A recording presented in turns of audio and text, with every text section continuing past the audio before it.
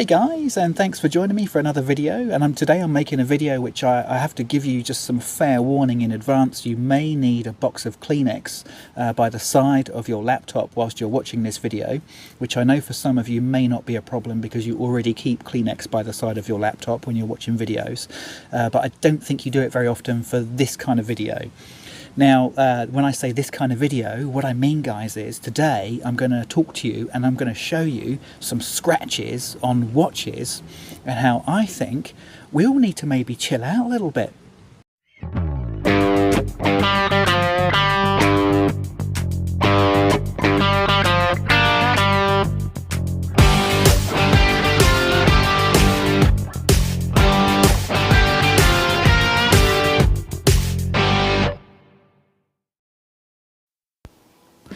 Okay guys, so yeah, as I said, I just want to talk about the subject of are you babying your watch maybe a bit too much? Are you sort of being a little bit too precious with your watch? And I've had a few comments over quite a long period of time actually about people getting a little bit upset sometimes with the way I place my watches. A bit like this really, the way I place my watch, you know, just down on a hard surface like this with the case back just facing down on the clasp. And I just want to dispel one myth, guys, one myth about the fact that this might scratch the case back. It doesn't.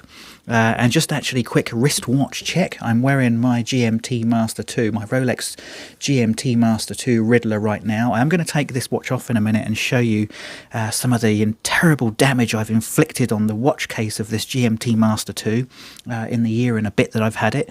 But first I just want to show you these two watches, guys. So these two watches are a couple of very nice Omegas.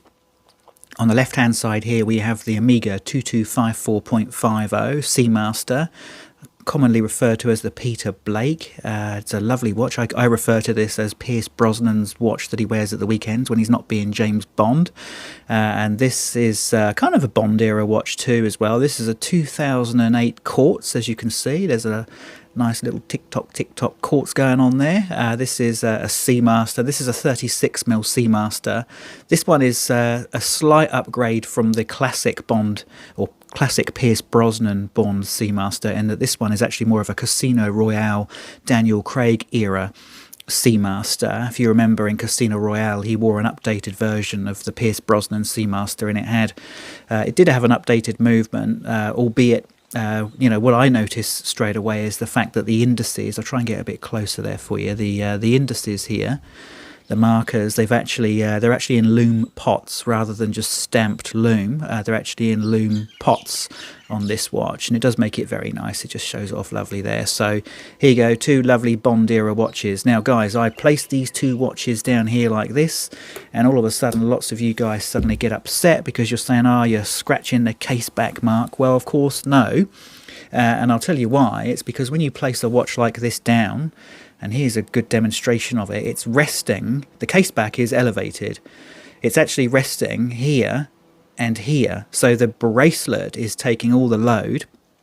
Therefore the case back and the underside of this clasp are not in contact with each other, so therefore there is no damage, guys. This is the way this watch gets put down. This is the way this watch gets put down, and it's the same scenario. I put this watch down, and there you go. There's another demonstration there.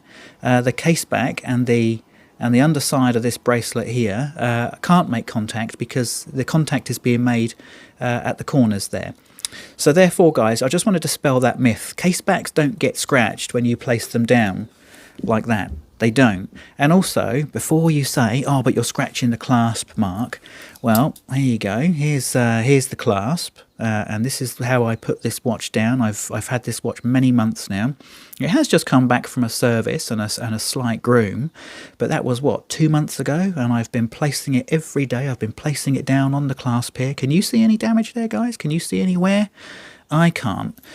So guys, yeah, look, just the main thing is, you know, when you're putting your watch down, and I know I'm preaching to the converted for most of you, is just put it down gently.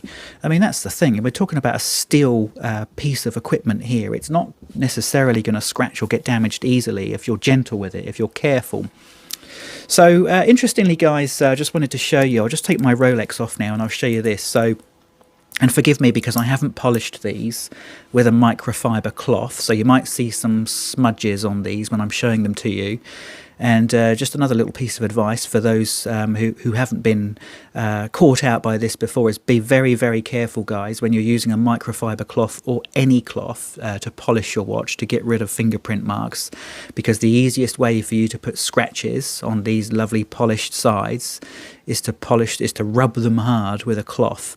It really is. Unless this cloth is absolutely minty and hasn't got the tiniest bit of lint or dirt or sand or anything abrasive that can easily get clogged into the pores of this cloth, if this cloth isn't absolutely perfect and you've got a tiny, tiny little bit of almost microscopic kind of bit of sand in there, or heaven forbid, a tiny little piece of glass or something like that, then you're just going to rub it into these beautiful polished sides, and you're going to make it worse than if you just left it alone. So guys, yeah, look, again, this watch, I've worn this a lot. I put it down like this every day, every night when I take it off. So as you can see, there's no damage going to occur there on the underside of the case back, and there's no damage going to occur on the underside of the clasp because there is no contact. The contact is all here, isn't it, really?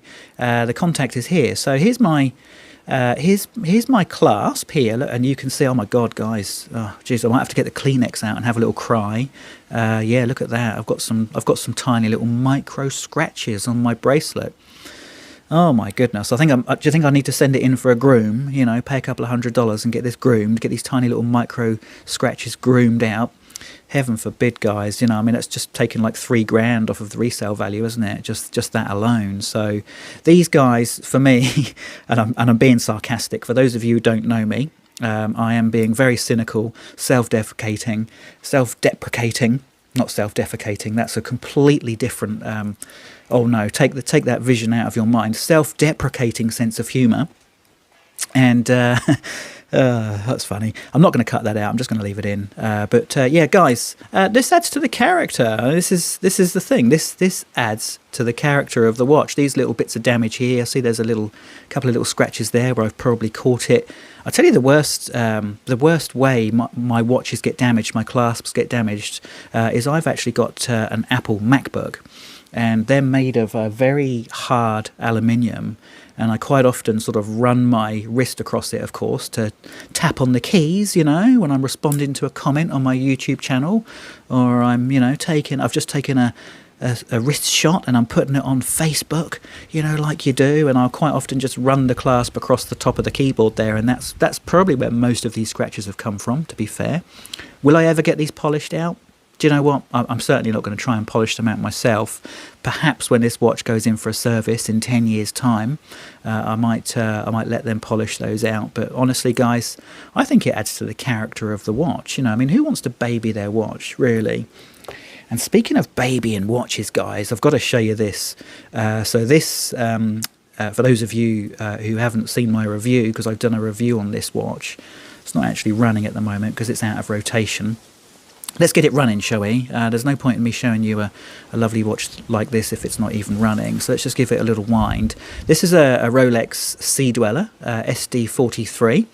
And this particular watch I've had, I'm just trying to think how long I've had this now. I've had this for about 3 or 4 years. Notice how I've given that about 15 or 20 winds now, and it's still, the seconds hand still isn't ticking. That scares the living daylights out of me sometimes, and then you give it a little tap like that and off it goes. Yeah, and that's not... You used to be able to have to do that to a car, to a knackered old car, give it a whack with a hammer in the right place, to get the starter motor kind of unlocked. But not uncommon with any watch, actually, by the way, to have to give it 20, 25 winds and quite often a little tap just to get it moving again, just to overcome the friction that the mechanical movement obviously has and has to overcome. But yeah, I wanted to show you this watch. This is an SD43 Sea-Dweller. I bought this watch for myself I'm trying to think, I think it was 2021, early 2021. And my wife loves this watch. And this is a big watch, guys. This is listen to that. Cool.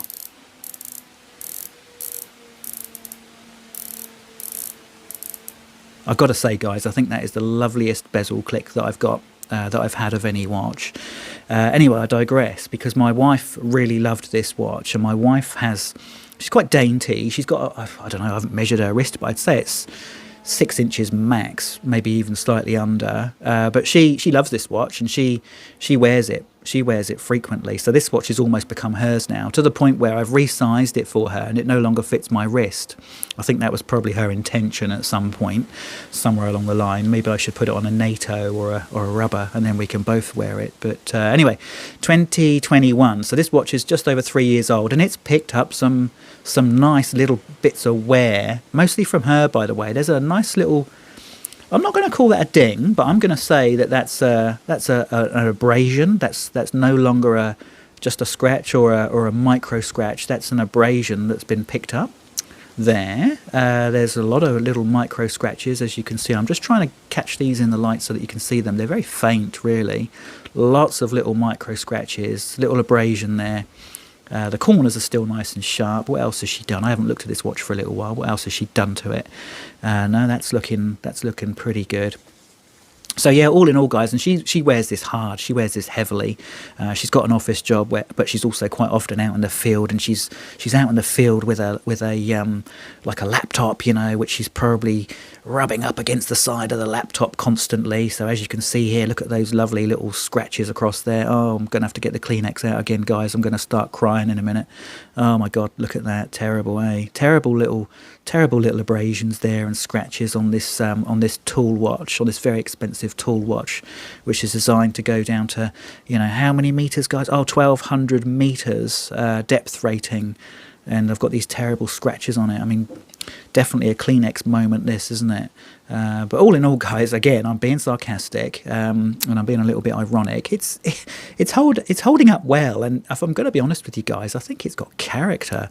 I do want to say, first and foremost, if there is any scratches on this case back, I'm gonna have a word. There's a little scratch there, and now I reckon, because my wife is a little bit more reckless than I am when she's throwing her watches around when she takes them off. I reckon, yeah, she may have just done that when she was taking it off at some point, and possibly the edge here of this clasp has maybe doinked on there. Just catch it in the light there, you see, just see that? That's it. I mean, would that rub out? Absolutely, I could probably rub that out if I wanted to, but no, because then you're going to ruin the grain of the case back.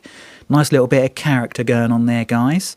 So yeah, other than that, look, this this case back's in really, really nice condition. It's a 3 and a bit year old watch now, I suppose. Lovely watch. Anyway, so this watch has been worn hard. It's picked up a few abrasions. Am I worried about it? No, not really. It's just all part of the deal, isn't it? When you're wearing a wristwatch.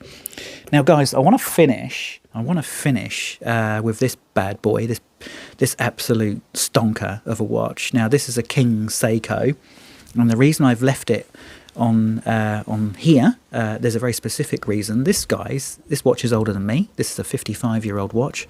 I'm not entirely sure that this watch has ever been polished. You can see there's quite a lot of abrasion there on what is the original clasp there. The bracelet's in great condition.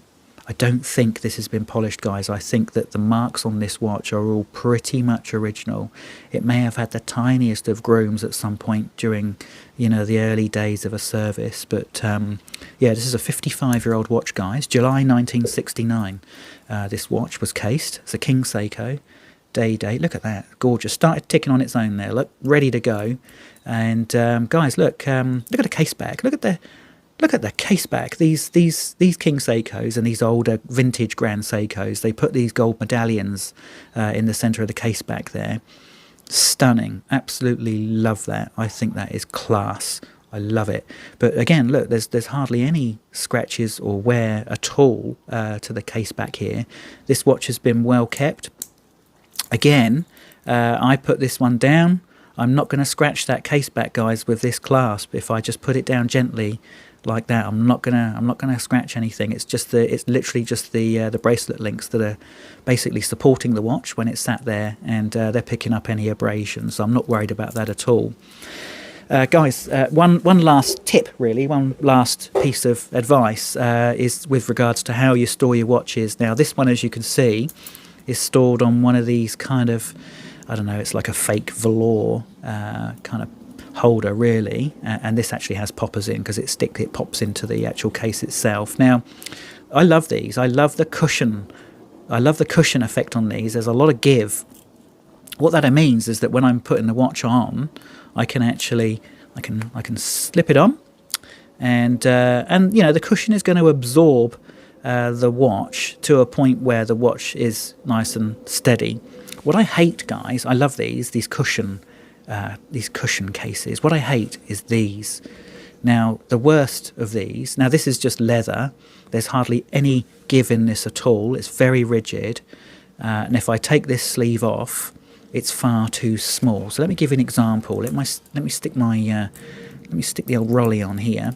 If I stick it on here now, guys, no good, right?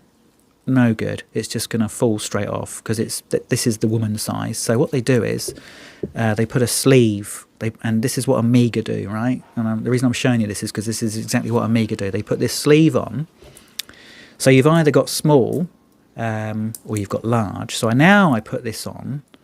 Now, bearing in mind I've got a 7.2 inch wrist. When I start to tighten this up, I'm starting to create a lot of pressure around here. It only just goes on, guys. I'm basically putting this entire bracelet under a fair amount of pressure because I've had to squeeze it around this tight leather sleeve, which has very little give in it. I don't like these, guys. I don't use them. I don't use these at all. And this is the thing that I really dislike about the Omega packaging is I love their faux wooden cases. I love the presentation appearance, but I hate the fact that they use these because I actually think that in the long term what you're going to do basically, guys, is you're just going to stretch your bracelet. And that would be a travesty, wouldn't it? Oh, actually, speaking of travesty, guys, oh my goodness, look at, Kleenex moment, guys. Look, I've got a couple of little scratches there on the bracelet, on the polished bit as well. Oh dear, terrible. I might have to send it in for a groom just because of that, actually. What do you think? So, guys, yeah, look, I don't like these, and I don't recommend that anybody uses them. I recommend that you use these cushions that have got a lot of give in them, and they'll just basically absorb the diameter or the circumference, if you like, of the strap really nicely. They'll give it just enough friction for it to hold in place without stretching it, and that's why I really like these. So yeah, guys, I mean, that's pretty much the end of the video. I've got all these watches going now, and I'm not sure which I want to put on for the rest of the day. I think I'll probably go back to the Rolly and stick the Rolly back on, even though, you know, I've got a Kleenex moment that I found a couple of new scratches on the bracelet, which is probably going to drive some of you sensationally mad. But there you go, guys. Just a few little tips and a few little ideas and a few little pieces of, you know, my advice on how to just be careful, really. I mean, don't get upset when you get a scratch on your watch, guys. I mean, I'm being sarcastic about this whole subject because we really are delving into first world problems now, aren't we? But enjoy your watches, guys. Be gentle with them. Be careful with them. But don't go putting stickers on the clasps, and you don't go getting all upset when you get a little scratch on your clasp. Look at this watch, 55 years old, and look at the character. Look at that lovely bit of character in that clasp. You can't buy that, guys. You can't buy that. That's your life's history right there. Anyway, end of the video, guys. If you've got any thoughts on this, please feel free to drop a comment. If you've got any advice for people, please feel free to drop a comment, and I look forward to seeing you guys on the next video. Cheers.